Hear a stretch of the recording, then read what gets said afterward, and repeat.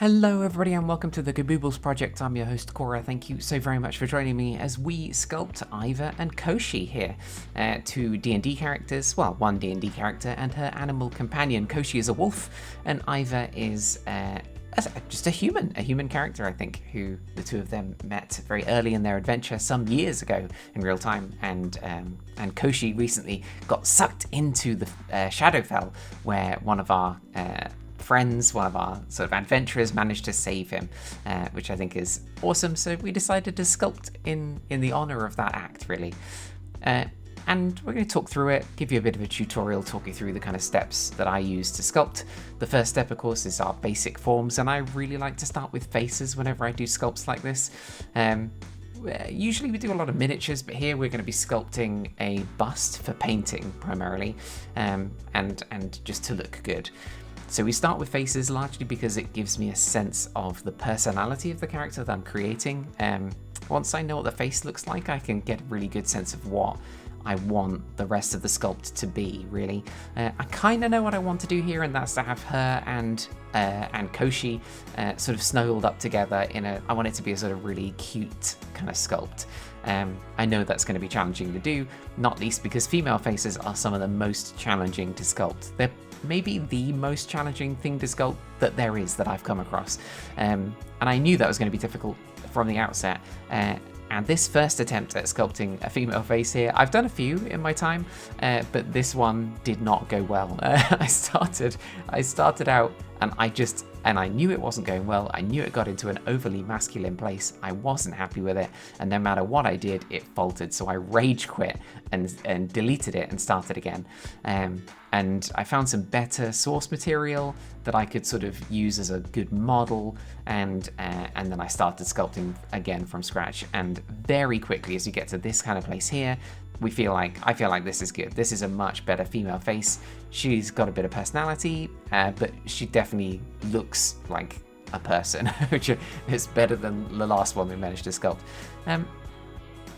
And once I'm super happy with her, we add ears and hair to make sure that she doesn't enter into the uncanny valley. It's very easy for any face to look a bit uncanny when they don't have ears and hair, so we add them in. And then the next step is to add in the basic forms of like the bodies of both Cauchy and Iva. I'm going to add in the face. The next step, once we've got the very basic forms down, is to start thinking about expression, because even in those basic fundamental foundational forms, the expression in the faces is what gives the thing its personality, as well as their kind of posing. So we want to sort of line up the face expressions and the pose to make it sort of work as a piece. And here already we get to say, even in these basic forms, we can see that it's starting to get some personality, right? She and Cauchy love each other so much. Oh my goodness, they're so cute.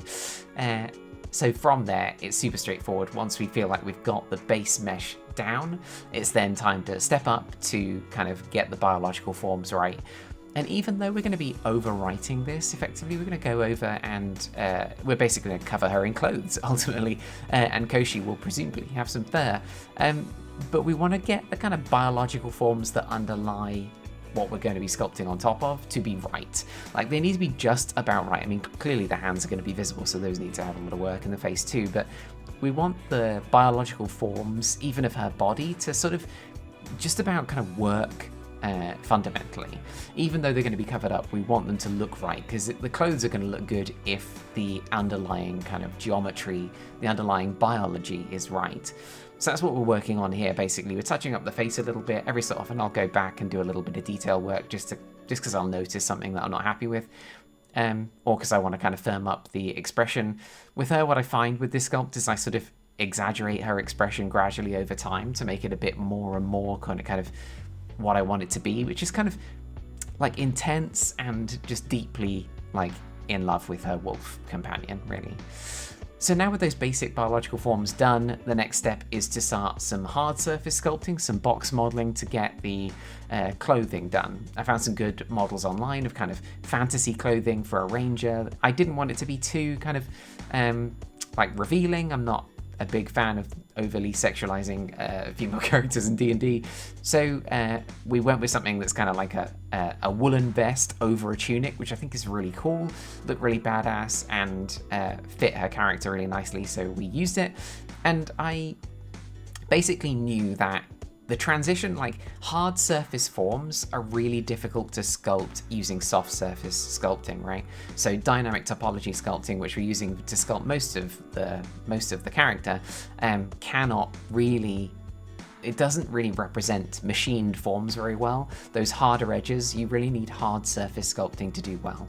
So we used box modeling to capture those edges, and here we are just basically grabbing a simple path and twisting it using Control T.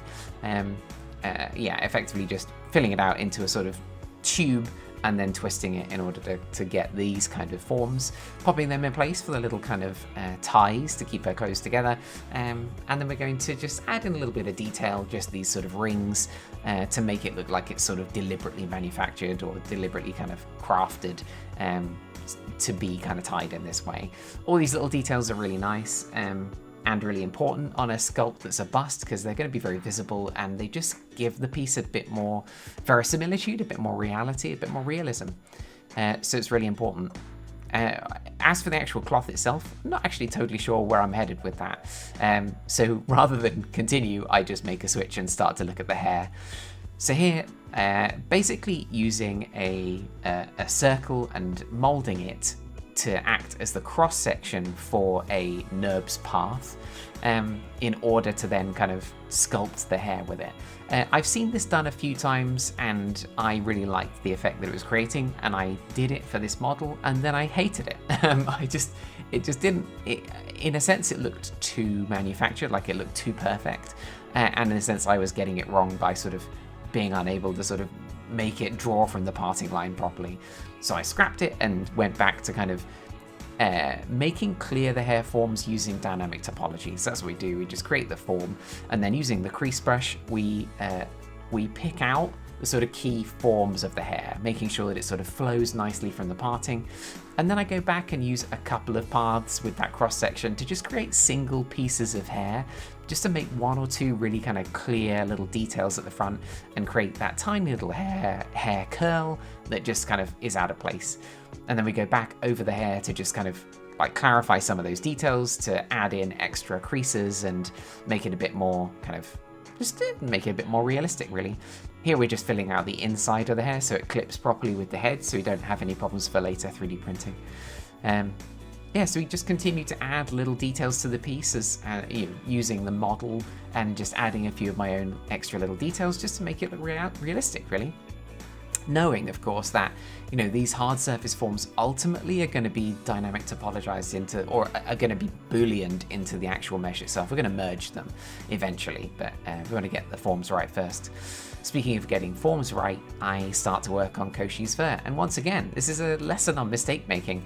I fundamentally hated this. I was working on this for ages, and I thought, yes, this is exactly how it should be. We're going to be making a beautiful form, we're going to be sculpting all this fur, and it's going to look perfect.